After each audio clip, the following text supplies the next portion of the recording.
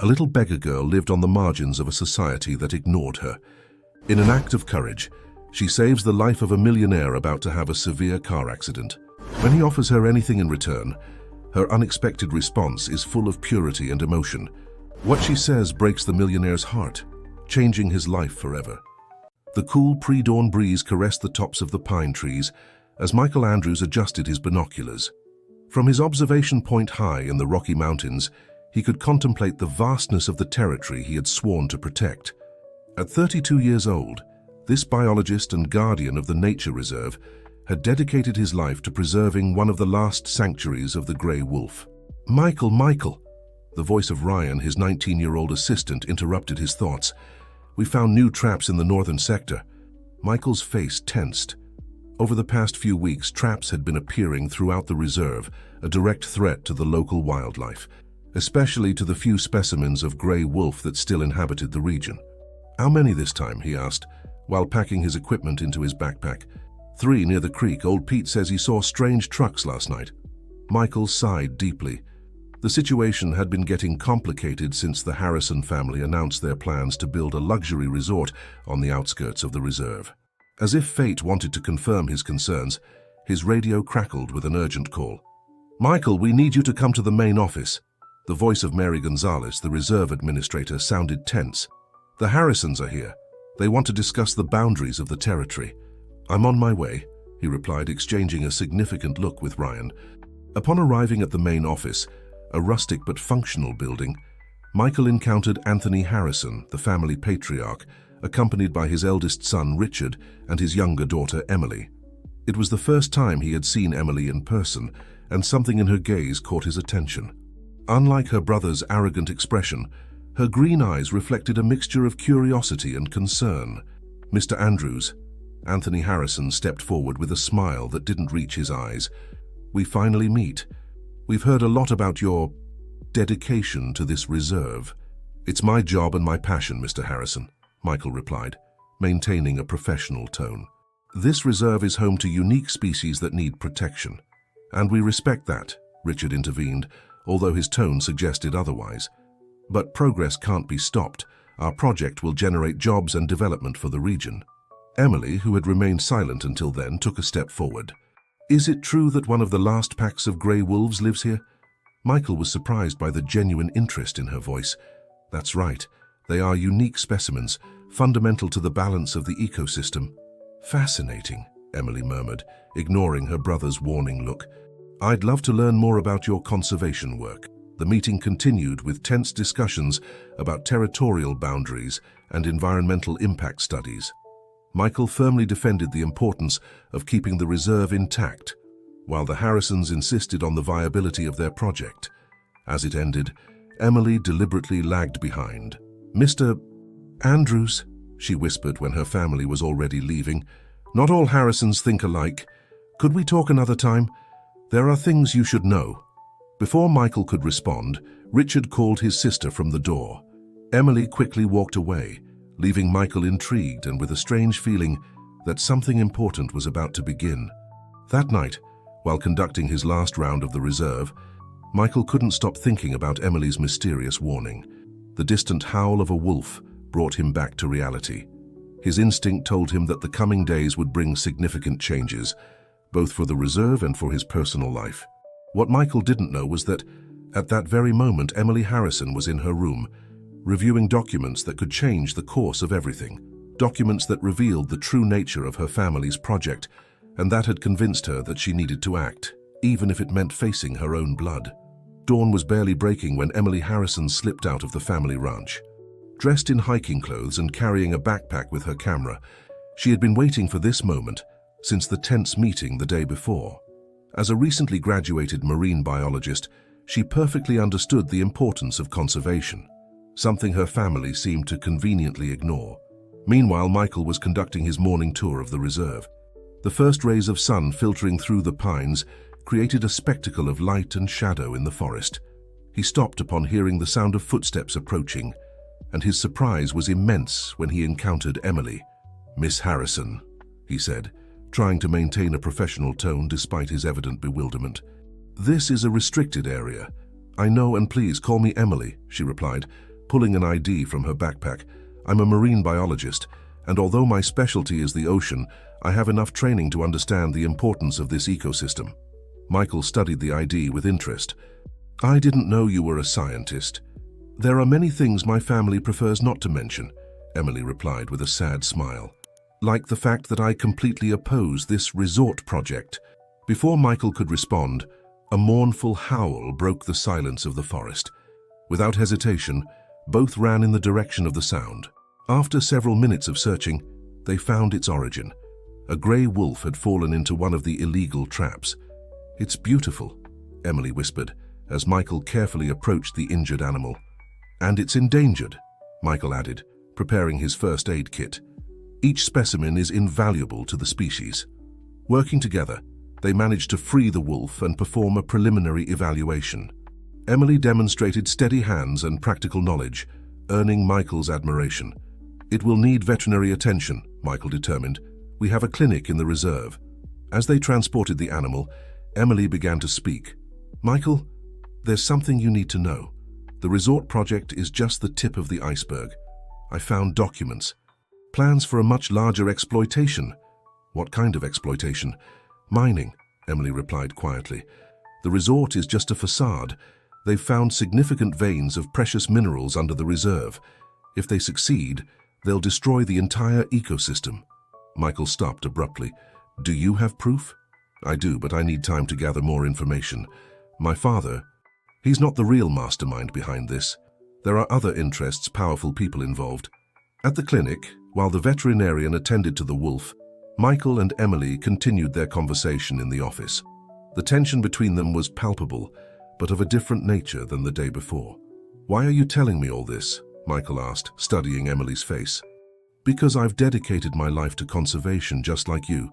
I can't stand idly by while they destroy one of the last natural sanctuaries in America." At that moment, Emily's phone rang. It was Richard, her brother, asking about her whereabouts. Concern crossed her face as she responded with a quick excuse. "I have to go," she said, putting away the phone, "but I need you to trust me. Give me a week to get all the evidence." "How do I know this isn't a strategy by your family?" Michael asked, though something inside him already trusted her. Emily approached and, in a surprising gesture, took his hand. "Because some things are more important than family ties. The truth is one of them." As he watched Emily walk away, Michael felt that his world had become exponentially more complicated. Not only did he have to protect the reserve from visible threats, but now he was involved in a more complex plot than he could have ever imagined.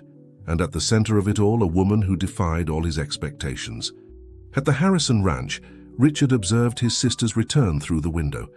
His expression darkened as he noticed the dirt stains on her clothes and her disheveled hair. He took his phone and dialed a number. "Father," he said in a low voice, "I think we have a problem with Emily." The Harrison mansion was bustling with activity that afternoon. Anthony Harrison had called an extraordinary family meeting, and the tension was palpable in the air-conditioned, elegant main room. Emily, seated in a corner of the leather sofa, felt her brother Richard's inquisitive gaze drilling into the back of her neck. "Your behavior is raising suspicions," Richard had whispered moments before, cornering her in the hallway. "Where were you really this morning?" "I already told you, Richard. I was photographing the local flora for my conservation blog," Emily replied, keeping calm, although her heart was racing. The arrival of Anthony Harrison interrupted the interrogation. Behind him entered two men Emily had never seen before, Lucas Mendoza and Frank Herrera, representatives of an international mining company. "Family," Anthony began, his voice resonating in the room. "It's time to share the true magnitude of our project." Emily watched as they unfolded maps and geological studies on the mahogany table. Her father enthusiastically explained about veins of precious minerals, while she felt that each word was a stab to her principles. "The resort is just the first phase," Lucas Mendoza explained, pointing to different spots on the map.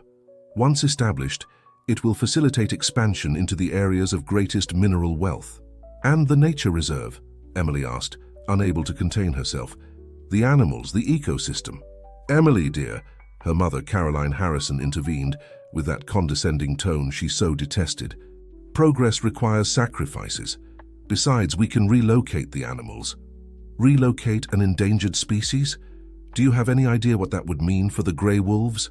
Emily stood up, trembling with indignation. Enough, Anthony cut her off. This isn't an environmental discussion, it's family business. Meanwhile, at the reserve, Michael was receiving an unexpected visit.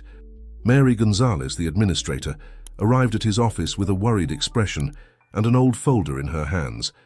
"I found something you should see," she said, extending yellow documents. "These are the original records of the reserve's creation. Your father wasn't the only founder." Michael examined the papers with growing surprise. Among the original signatories appeared a name that chilled his blood: Edward Harrison, Emily's grandfather. "This means," Michael began, "that the Harrisons are not only violating the law," Mary completed, "they're betraying their own patriarch's legacy." The sound of his phone interrupted the conversation. It was a message from Emily. "Need to see you. It's urgent. Town cafe in an hour." At the cafe, a modest but cozy establishment in the town center, Emily waited nervously. When Michael entered, he immediately noticed her agitation. "They've moved everything up," Emily whispered, as soon as Michael sat down. "The meeting with the mining investors will be in 3 days, not in a week as planned." "Emily, we found something," Michael responded, pulling out copies of the documents. "Your grandfather." "My grandfather Edward?" Emily's eyes filled with tears as she saw the signature. "He always told me stories about the importance of protecting nature. Now I understand why. Your family is about to destroy his legacy." "Not if we can prevent it." Emily wiped away her tears with determination. "I have a plan, but I'll need your help, and that of the wolf we rescued." "The wolf? What does it have to do with this?" "Everything," Emily replied, leaning in to speak more quietly. "It's the living proof of why this reserve must be protected. Plus, I got access to the environmental impact studies. They're manipulated, Michael. Completely falsified." A noise of broken plates startled them. As they turned, they saw Richard Harrison at the entrance of the cafe, his face contorted with anger and disappointment. "So this is what it was," he said, advancing towards their table. "My own sister conspiring against her family." Emily stood up, facing her brother. "No, Richard. I'm protecting our family's true legacy, the one you and Dad seem to have forgotten." The tension in the cafe was palpable. The other customers observed the scene with poorly disguised curiosity, while Michael prepared to intervene if necessary. "You have 24 hours, Richard declared. 24 hours to reconsider your position and return to the right side of this situation. After that, I won't be able to protect you." When Richard left, Emily collapsed in her chair, trembling. Michael instinctively took her hand. "You're not alone in this," he assured her. "I know," she replied, intertwining her fingers with his, "but we have to act fast. Very fast." Night had fallen over the Rocky Mountains when Emily returned to the family ranch. Instead of entering through the main door, she headed to her grandfather Edward's old study, a room that had remained practically untouched since his passing. The smell of old books and aged wood greeted her like a familiar embrace. With trembling hands, Emily turned on the old desk lamp. Richard's threat resonated in her mind, but something deeper drove her to search among her grandfather's documents. If he had been one of the founders of the reserve, he must have left more evidence, more clues about its true importance. "I knew I'd find you here," her mother's voice, Caroline, startled her. Unlike her usual severe tone, there was a note of melancholy in her voice. "Mom, your grandfather used to sit you on his knee at this very desk," Caroline interrupted, slowly approaching. "He told you stories about the wolves, about the balance of nature. You were his only grandchild who really listened." Emily looked at her mother with new eyes. "Did you ever oppose all this too?" Caroline sighed deeply, sitting in the old leather armchair. "Things aren't that simple, Emily. Your father, he had his ideals once too, but debts, pressures, compromises. But this is wrong, Mum. What they're planning to do will destroy everything Grandpa protected." "Be careful, daughter." Caroline approached and caressed Emily's face. "Richard doesn't joke with his threats. And there are more dangerous people involved in this." Meanwhile, at the reserve's veterinary clinic, Michael was checking on the rescued wolf. The animal showed a surprising recovery, and its amber eyes seemed to contain an ancestral wisdom. "It's incredible how it looks at us, isn't it?" commented Dr. Ramirez, the veterinarian. "As if it understood everything that's at stake." "Do you think it'll be ready for the presentation to the Environmental Commission?" Michael asked. "Physically, yes, but..." The veterinarian hesitated. "Michael, There's something you should know. This wolf, its DNA shows that it's part of a genetic line we thought extinct. It's possibly one of the last pure specimens of its species. The revelation hit Michael like a wave. This discovery could be the key to protecting the reserve. His phone vibrated with a message from Emily. Found my grandfather's diary. You need to see this. Meet me at the lookout at dawn. Dawn found Michael climbing the trail to the lookout. Emily was already there, holding a leather book worn by time. My grandfather didn't just help found the reserve, Emily explained as Michael approached. He discovered something here, something that changed his life. She opened the diary to a marked page, May 15, 1975. Today I witnessed something extraordinary. The wolf pack not only hunts, it protects the complete balance of the ecosystem. Their presence is vital for the survival of species we hadn't even imagined. This reserve is not just a piece of land, it's a sanctuary of life that transcends our understanding. Emily, this perfectly matches the new studies on the impact of wolves on the ecosystem, Michael said, excited. There's more, Emily turned some pages. My grandfather documented specific locations, unique behaviors, information that could be crucial to demonstrating the incalculable value of this reserve. A noise in the bushes alerted them. As they turned, they saw Ryan, Michael's young assistant, emerging from the vegetation. Michael, the investors, they've moved up the land inspection. They're on their way right now. Emily and Michael exchanged worried looks. We're not ready, she whispered. Maybe we are, Michael replied, an idea forming in his mind. The wolf, your grandfather, the evidence of the manipulated studies. We can do it, but we'll need help. Count me in, Ryan intervened, and I know more people who will support us. Me too, added Emily, storing the diary, including my mother. There are more people on our side than they believe. The sun was rising over the mountains, bathing the lookout in golden light. In the distance, a solitary howl echoed through the valley, as if nature itself recognized the importance of the moment. We have less than 2 hours, Michael calculated. Emily, are you sure about this? Your family? My real family, she interrupted, taking his hand, is anyone who fights to protect what is right. The sun had barely begun to warm the morning when the reserve became a hive of activity. Mary Gonzalez, the administrator, was frantically organizing documents while Michael and Emily prepared an emergency presentation in the conference room. Time was running against them. Grandpa's studies are incredible, Emily commented, carefully turning the pages of the diary. Look at this. He documented how wolves influence the course of rivers, the growth of trees, even the population of migratory birds. Michael leaned over the diary, his closeness making Emily's heart beat faster. It's exactly what we need to demonstrate the systemic impact of mining on the entire ecosystem. A commotion outside interrupted their concentration. Through the window, they saw 3 luxury SUVs approaching on the main road. In the first, Emily recognized her father and Richard. The others transported the investors and, surprisingly, several members of the State Environmental Commission. I wasn't expecting the commission to come, Michael whispered, worried. This changes everything. No, this is perfect, Emily replied, a spark of hope in her eyes. They're exactly the people who need to see this. At that moment, Caroline Harrison appeared at the door of the room, her face tense but determined. Emily, Michael, you have to see this. She extended an old folder. I found it in your father's safe, Emily. These are the original mining concession documents from 30 years ago. 30 years? Emily took the documents with trembling hands.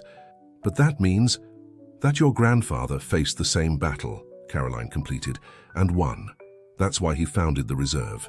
The noise of approaching voices alerted them. Emily quickly stored the documents in her bag, while Michael reorganized the presentation. Caroline looked at them with determination. I'll stall them for a few minutes, she said. Use the time wisely. The door opened fully, and Anthony Harrison entered, followed by Richard and the group of businessmen and officials. His expression hardened when he saw Emily next to Michael. What is my daughter doing here? He demanded. I'm where I should be, Dad, Emily replied firmly, presenting the truth about this reserve. Gentlemen, Michael intervened, addressing the Environmental Commission. Before discussing any project, there's crucial information you must know. For the next hour, Emily and Michael presented a powerful combination of current scientific evidence and her grandfather Edward's historical studies. The rescued wolf, carefully brought in by Dr. Ramirez, became the center of attention when they revealed its genetic importance. "This is not just a piece of land to exploit," Emily concluded, her voice trembling with emotion. "It's a complex ecosystem where each species, each plant, each creature has a fundamental role. My grandfather's studies demonstrate it, and current science confirms it." Richard, who had remained unusually silent, finally spoke. "Why did you never tell us about this, Father?" About Grandpa and the true history of the reserve, Anthony Harrison seemed to have aged 10 years during the presentation. "Because I was ashamed," he finally admitted. "Your grandfather was right, and I let myself be blinded by the promise of easy wealth." The members of the Environmental Commission exchanged significant looks. The president of the commission stood up. "Mr. Harrison, in light of this information, and especially considering the discovery of this unique genetic line of gray wolf, we must conduct a much more thorough evaluation before approving any project in the area." Lucas Mendoza, the mining representative, tried to protest, but was silenced by the severe looks from the officials. As the group began to disperse, Emily felt her mother's hand on her shoulder. "Your grandfather would be proud," Caroline whispered. Michael approached Emily, his eyes bright with contained emotion. "We did it," he said softly. "No," Emily corrected, taking his hand. "We're just getting started." Outside, the rescued wolf, now in its recovery cage, emitted a long, clear howl as if to confirm her words. The battle for the reserve was not over, but for the first time, the future seemed hopeful. Evening fell over the Harrison Ranch, where the heavy silence that followed the meeting at the reserve was interrupted by the sound of breaking glass. Lucas Mendoza had thrown his whiskey glass against the wall, his face contorted with frustration. "This is unacceptable," he roared, while Anthony Harrison remained seated in his armchair, seemingly aged a decade in a single day. "We had an agreement." Richard observed the scene from the doorway, his mind working at full speed. The revelations about his grandfather had sown doubts he couldn't ignore, but the financial commitments already made weighed like a slab on his shoulders. "We can request another evaluation," suggested Frank Herrera, the other investor, with a calmness that contrasted with Mendoza's fury. "There are other ways to get what we want." At that moment, Emily entered the room, followed by her mother. The atmosphere immediately tensed. "There will be no other evaluations," Emily declared firmly. "The documents we found prove that this land is protected by multiple international agreements." "Emily," Anthony intervened, his voice tired. "You don't understand the financial implications. The debts we have, the debts you incurred betting on this mining project," Caroline interrupted, surprising everyone. "It's time to tell the truth, Anthony, the whole truth." Richard straightened up, suddenly alert. "What are you talking about?" Caroline pulled an envelope from her purse. "Your father mortgaged the ranch as collateral for the preliminary mining studies. If the project doesn't move forward, we'll lose everything." "This is ridiculous," exclaimed Mendoza. "Mrs. Harrison, these are private matters." "Not when they involve my family's legacy," Caroline responded with dignity. "Edward, my father-in-law, left us more than a nature reserve. He left us a trust fund, one that your father, Emily, refused to use all these years out of pride." The silence that followed was deafening. Anthony sank even further into his armchair, while Richard looked at his mother with a mixture of astonishment and confusion. At the reserve, meanwhile, Michael worked late in his office, organizing the new documentation when Ryan burst in breathless. "Michael, we found something in the northern sector. You have to see it." Following his young assistant, Michael arrived at a clearing where several rangers were illuminating with flashlights a surprising scene, a complete family of gray wolves, including cubs. "The alpha male," pointed out Dr. Ramirez, who was already on site. "It has the same genetic markers as our rescued wolf. It's his pack." Michael immediately took out his phone to call Emily, but stopped when he saw several missed calls from Mary Gonzalez. When he returned her call, his face darkened. "They're coming here," he said to his team. Mendoza and his men. Mary saw them leave the ranch with exploration equipment. "But it's illegal to conduct explorations without authorization," Ryan protested. "Desperation makes them dangerous," Michael replied, quickly dialing Emily's number. At the ranch, the family discussion continued when Emily received the call. Her face paled as she heard the news. "Mendoza and his men are heading to the reserve," she announced. "They're going to conduct illegal explorations." Richard, to everyone's surprise, stepped forward. "They can't do that. I'll stop them." "You?" Emily looked at him with distrust. "I'm as much a Harrison as you are, sister, and I loved Grandpa Edward too." Anthony finally rose from his armchair. "I'm going with you. It's time to correct my mistakes." As the family prepared to leave for the reserve, Caroline took Edward's old diary and pressed it against her husband's chest. "Read this," she said softly. "Remember who you were before money clouded your judgment." Outside, night had completely fallen over the Rocky Mountains. A full moon illuminated the path as two vehicles sped towards the reserve, one carrying Emily, Richard, and Anthony, another transporting Michael and his team towards the wolf encounter. The pack's howl resonated in the darkness, like a reminder of everything that was at stake on this crucial night. The full moon bathed the Rocky Mountains in silvery light as two vehicles advanced on different paths towards the reserve. In one of them, Emily watched her father read her grandfather's diary by the light of a flashlight, his hands trembling slightly as he turned each page. "Listen to this," said Anthony, his voice breaking with emotion. "The true wealth of this land is not measured in gold or silver, but in the delicate balance of life it harbors. Each wolf, each tree, each drop of water tells a story older than our understanding." Richard at the wheel gripped the steering wheel tightly. "All this time thinking Grandpa was an idealistic dreamer. He was a visionary," Emily completed, "and we almost destroyed his legacy." Through the radio, Michael's voice interrupted the family moment. "Emily, we've located them. Mendoza and his men are near the northern canyon, precisely where we found the pack." "How many are there?" asked Richard, carefully accelerating on the winding road. "At least 3 vehicles," Michael replied. "They're carrying heavy exploration equipment." At the other end of the reserve, Michael and his team worked quickly to protect the wolf pack. Dr. Ramirez prepared tranquilizer darts in case they needed to relocate the animals in an emergency, while Ryan and other rangers established a security perimeter. "Lights approaching," Mary alerted from her observation point. Mendoza's vehicles emerged from the darkness, their powerful headlights cutting through the night like knives.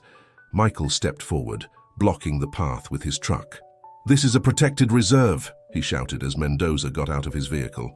"Any exploration without authorization is illegal." "Step aside, Andrews," Mendoza replied with a cold smile. "This is bigger than you and your wolves." "No, it isn't." Anthony Harrison's voice resonated in the night as his vehicle stopped next to Michael's. Emily and Richard flanked their father as he advanced towards Mendoza. "Anthony," Mendoza seemed surprised. "What does this mean?" "It means the exploration is cancelled," Anthony replied with a firmness Emily had never heard in his voice. "All agreements, all contracts, everything ends tonight." "Have you gone mad?" Mendoza took a threatening step forward. "Do you have any idea how much money is at stake?" "Money isn't everything," Richard intervened, positioning himself next to his father. "There are things that are priceless." At that moment, a deep howl cut through the air's tension. The wolf pack had approached the edge of the canyon, their silhouettes outlined against the full moon. The rescued wolf, which they had brought to reunite with its pack, responded to the call. Emily seized the moment to step forward, holding up her grandfather's diary. "Mr. Mendoza, do you know why this reserve exists? Because 30 years ago, another group of miners tried the same thing you are, and my grandfather stopped them, not with violence, but with the truth." "The truth," Mendoza scoffed, "is that your family is bankrupt, girl.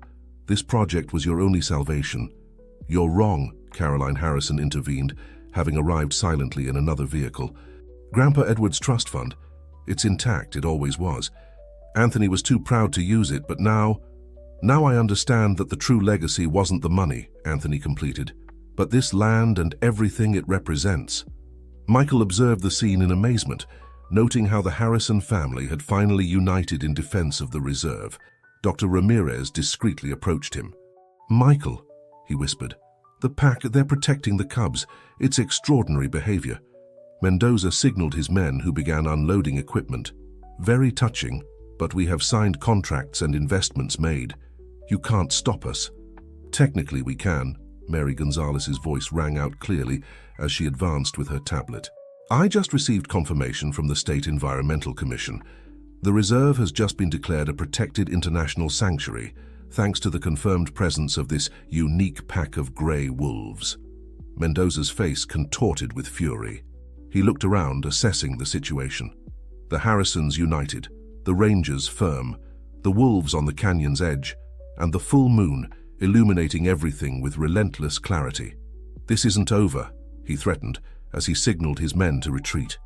"You're wrong," Emily replied, intertwining her fingers with Michael's. "This is just the beginning."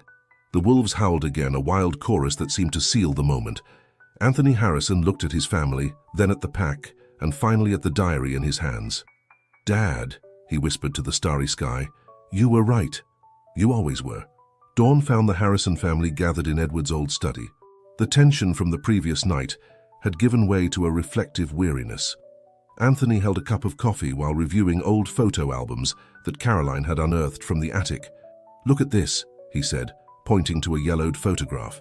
"Your grandfather and I, the day we founded the reserve. I was so young, so idealistic. At what point did I lose my way?" Emily approached her father, observing the image of two smiling men in front of a sign that read, "Rocky Mountain Nature Reserve, Sanctuary of the Grey Wolf." "It's never too late to find your way back, Dad," she whispered, resting her hand on Anthony's shoulder. Richard, who had been unusually quiet, stood up from his seat. "We need to talk about Mendoza. He won't give up so easily."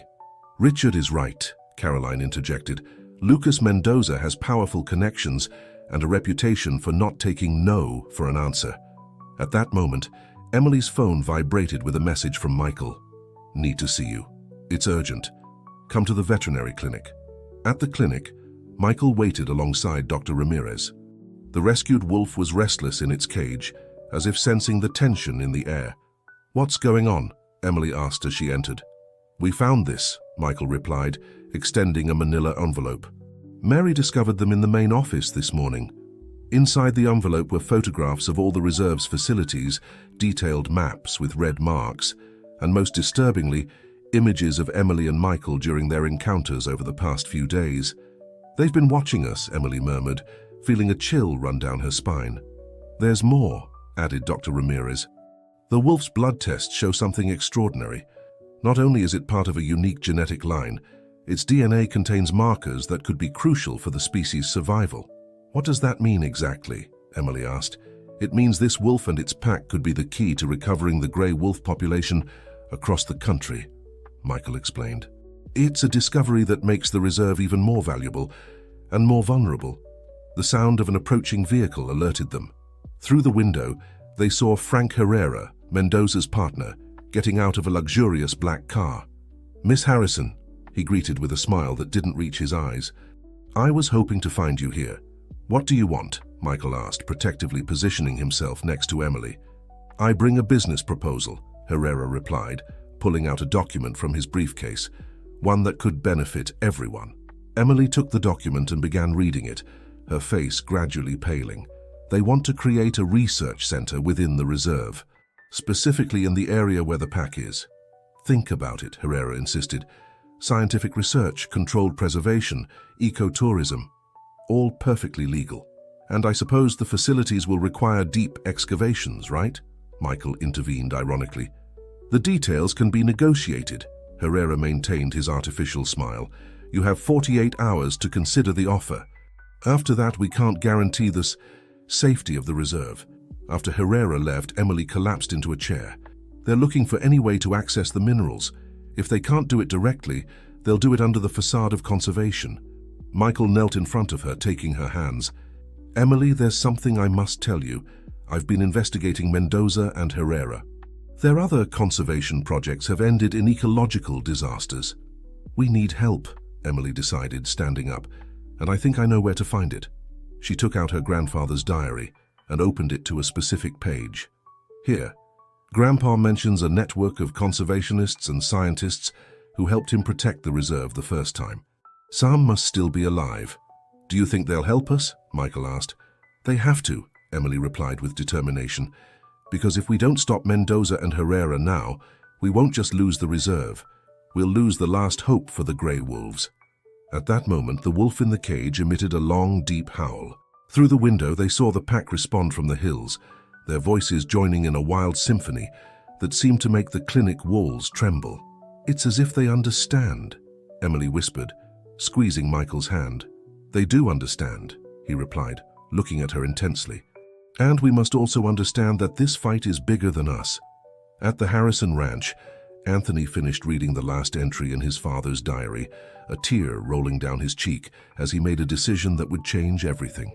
The library of the University of Colorado buzzed with activity when Emily and Michael walked through its doors that morning.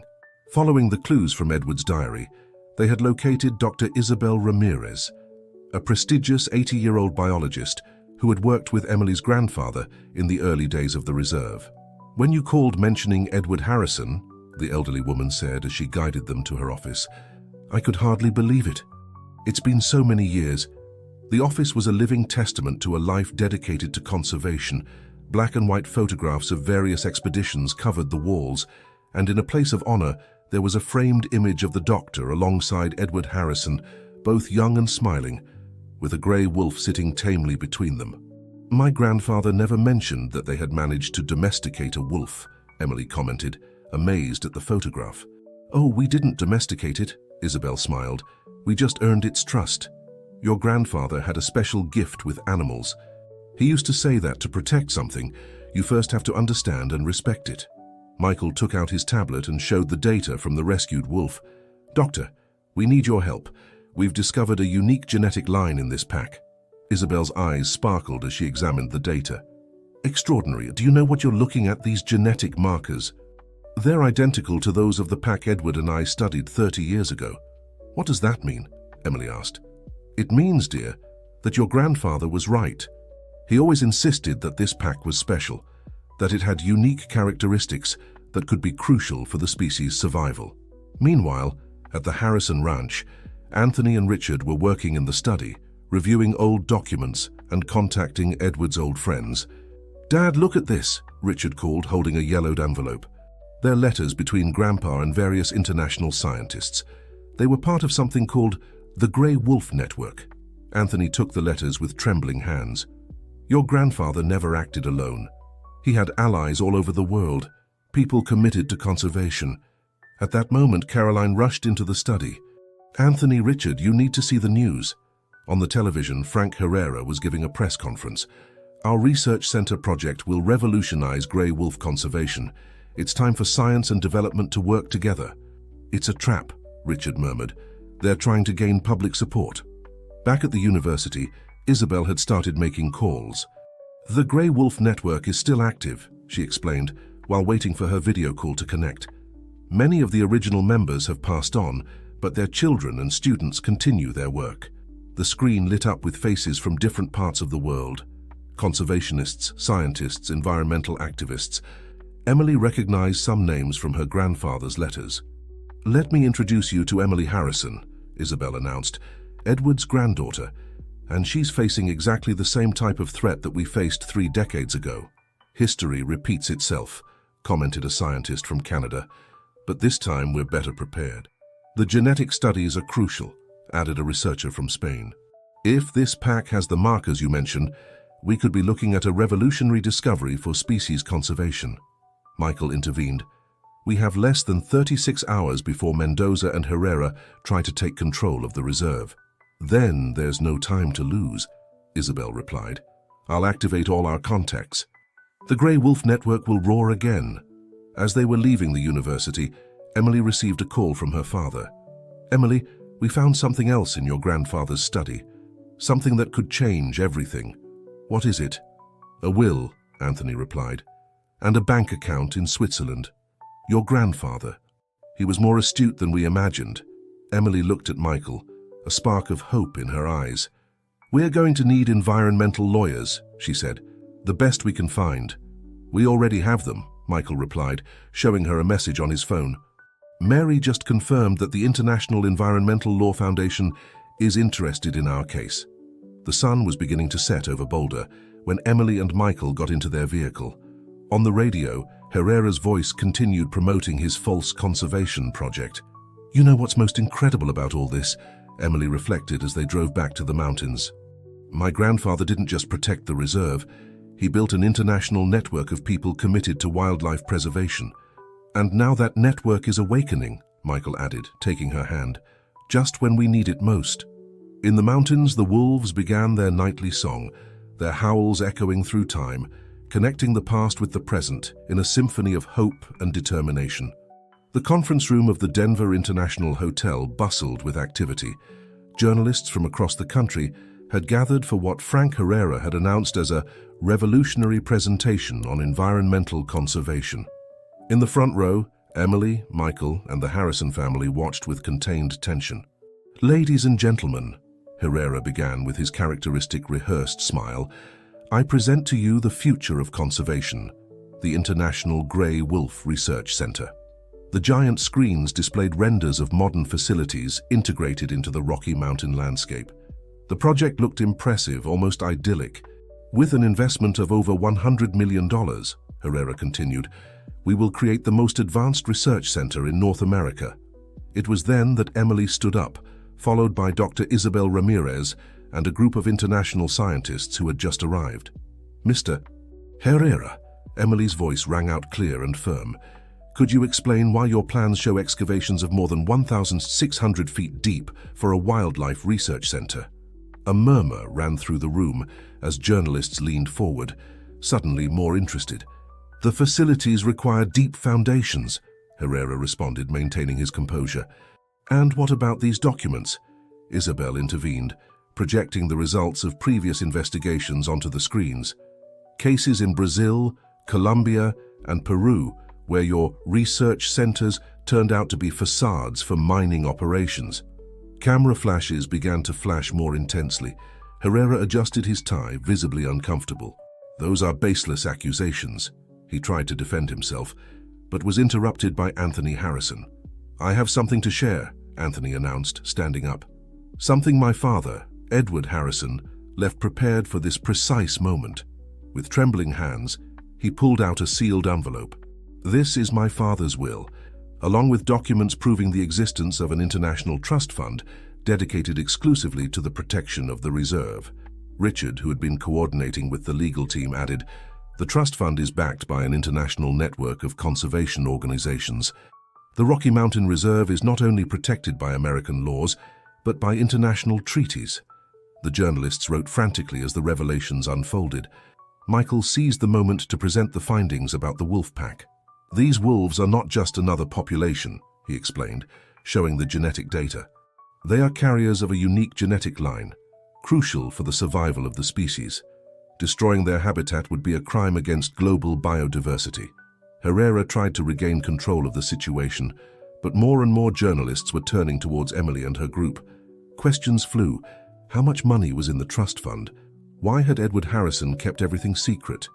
What other scientific discoveries had been made in the reserve? Amidst the chaos, Caroline Harrison approached the podium and asked for silence. Her elegant and serene presence captured everyone's attention. "My father-in-law, Edward Harrison, was a man who saw beyond his time," she began. "He not only physically protected the reserve, he built an international support network and created legal and financial mechanisms to ensure its perpetual preservation."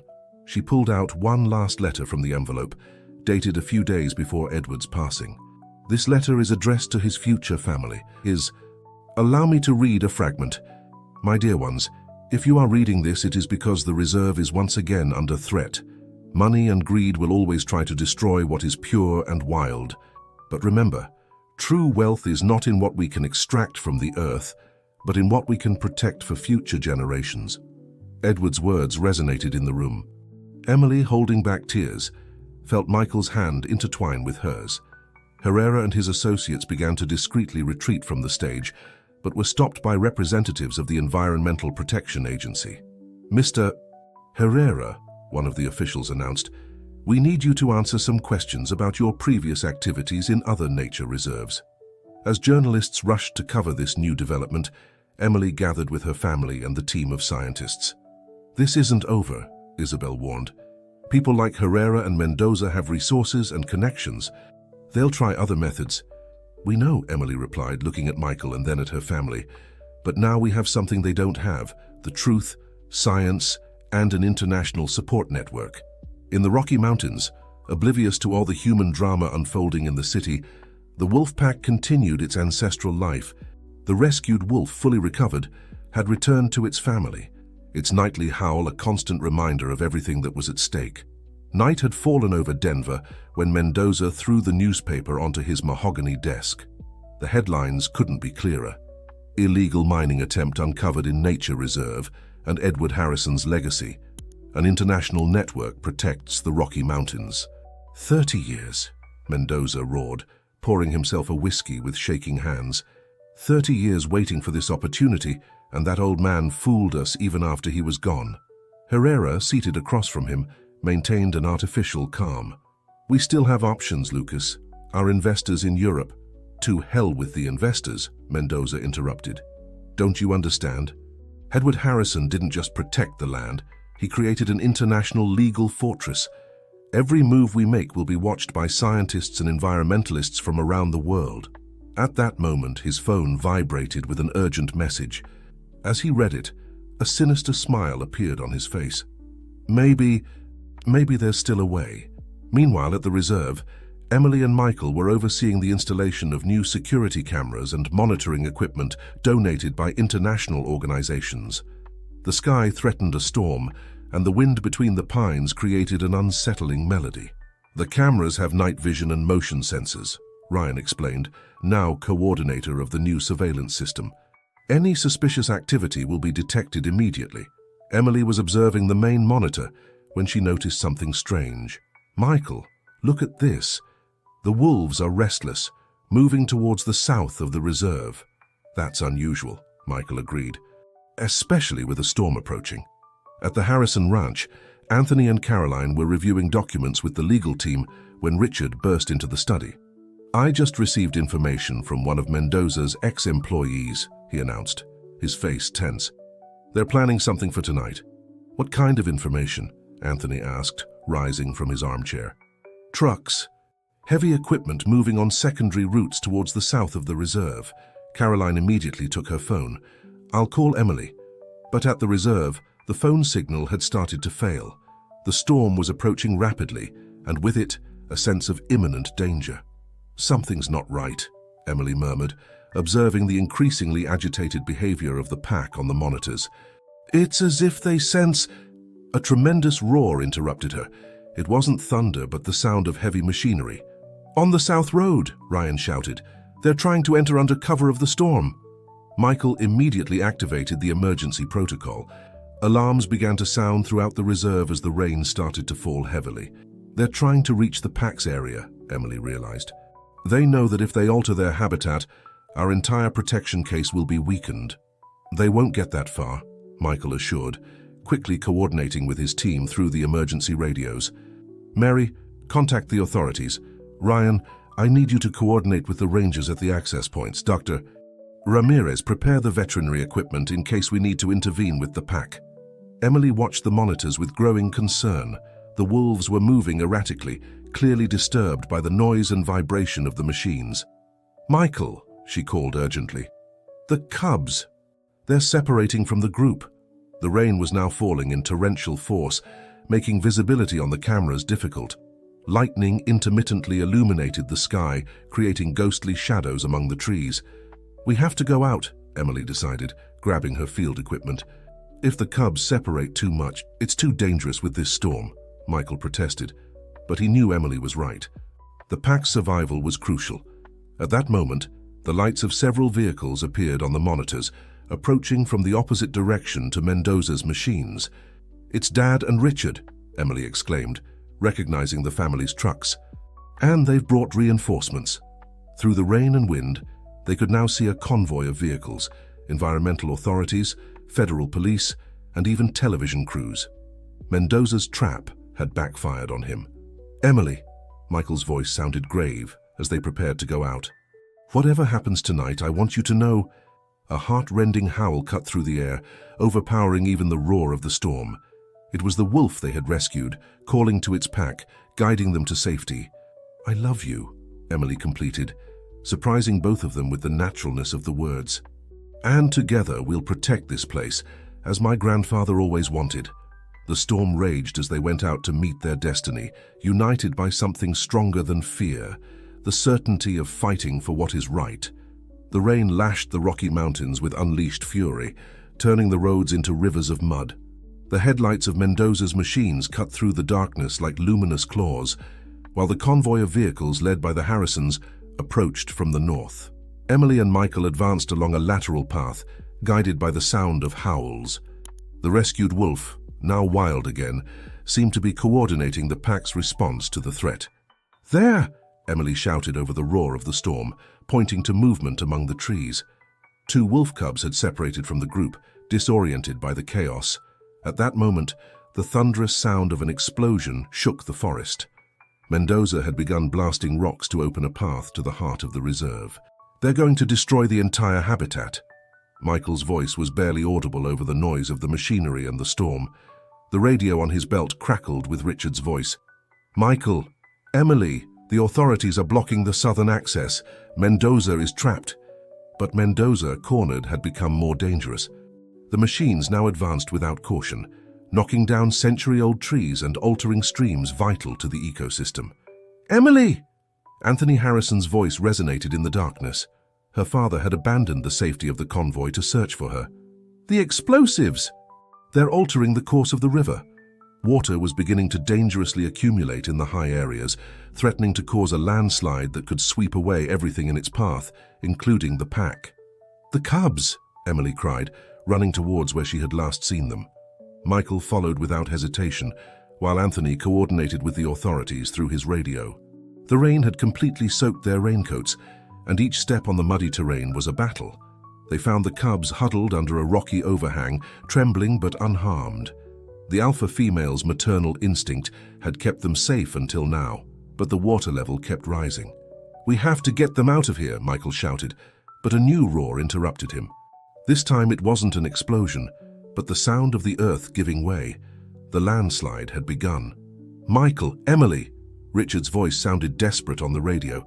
"Mendoza is trapped in the landslide. His machines are blocking the natural course of the water." Emily and Michael exchanged a look. Even now they couldn't allow someone to be harmed. "Take the cubs to high ground," Emily instructed Michael. "I'll go for Mendoza." "I won't let you go alone." "She won't be alone." Anthony's voice emerged from the rain. "I'm going with her." Father and daughter ran towards where the machine lights now flickered erratically. They found Mendoza's vehicle stuck in the mud, with water rapidly rising around it. "Help me!" Mendoza shouted when he saw them. All his previous arrogance vanished by fear. Anthony and Emily worked together to get him out of the vehicle as the current grew stronger. In the distance, they could hear the sirens of rescue teams approaching. "The wolf!" Emily suddenly exclaimed. Through the curtain of rain, they saw the rescued wolf guiding the pack to higher ground, including the cubs that Michael had managed to bring to safety. The animal paused for a moment, looking directly at them, as if wanting to ensure they too sought refuge. "Incredible," Mendoza murmured, observing the scene with a mixture of awe and shame. All this time, "Nature always finds a way," Emily replied, helping him walk over the unstable terrain.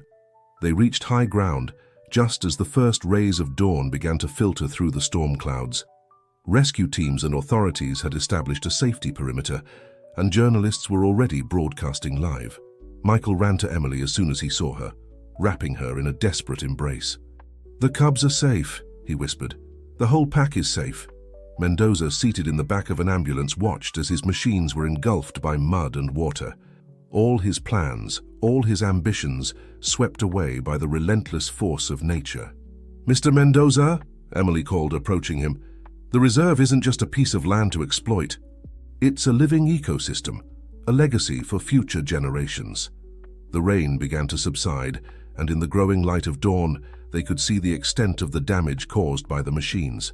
But they also saw something else, the wolf pack, proud and free, observing from the safety of the heights. "Grandpa was right," Anthony murmured, hugging his daughter. "True wealth isn't in what we can take from the land, but in what we can protect." The first rays of sunlight illuminated the Rocky Mountains, revealing the scars left by the previous night's storm. The first rays of sunlight illuminated the Rocky Mountains, revealing the scars left by the previous night's storm. Environmental assessment teams surveyed the affected area, while journalists from across the country broadcast live from the reserve. The story had captured international attention.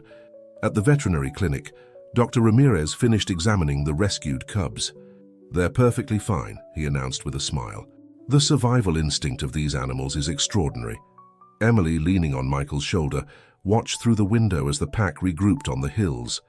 The wolf they had rescued weeks ago now led the group, its presence more majestic than ever. "You know," Emily reflected, "when I was a little girl, Grandpa always told me that wolves are more than just animals.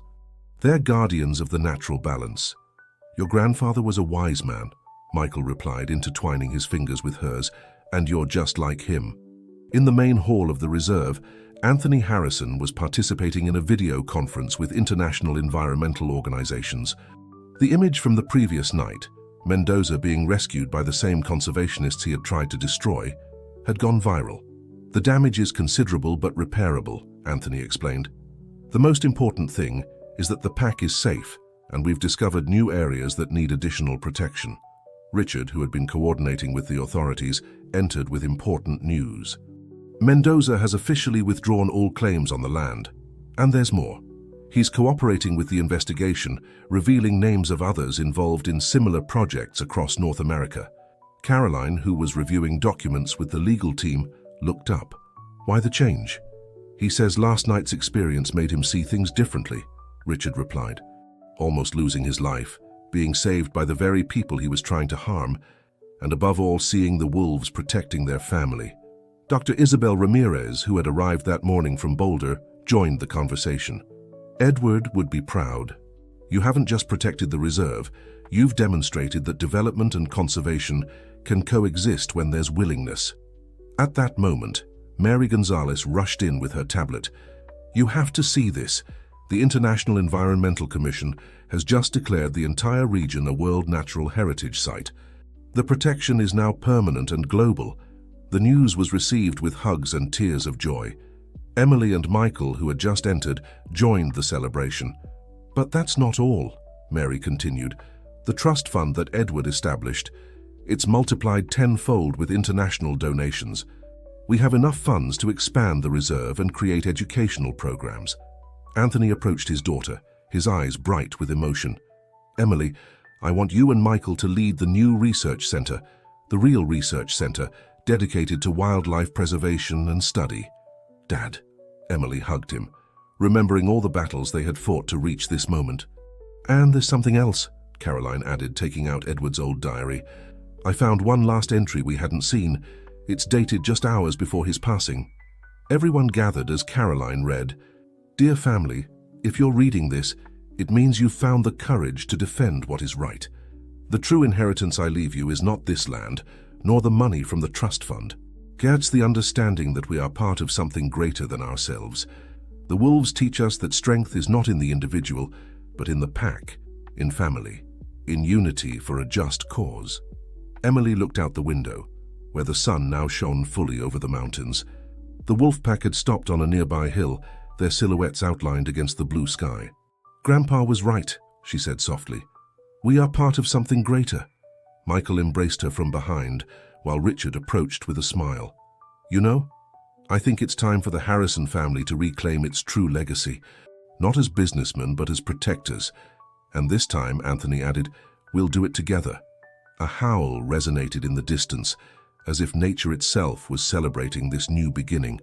The battle for the Rocky Mountains was over, but a new adventure was about to begin.